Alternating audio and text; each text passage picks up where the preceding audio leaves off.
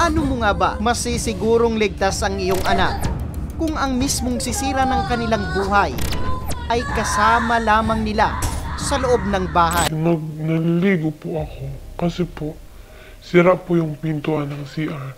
Bukas lang po yun kapag napapansin ko po na parang daan po siya ng daan.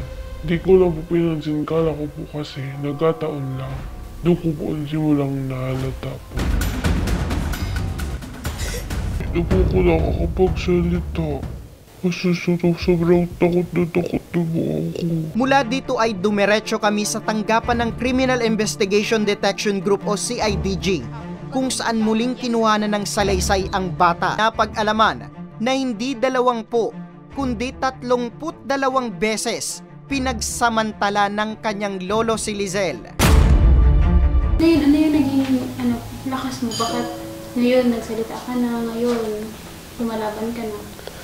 Kasi po may mga naniniwala na sa akin. Nakakagalit ang sinapit ni Lizelle sa kamay ng kanyang sariling lolo.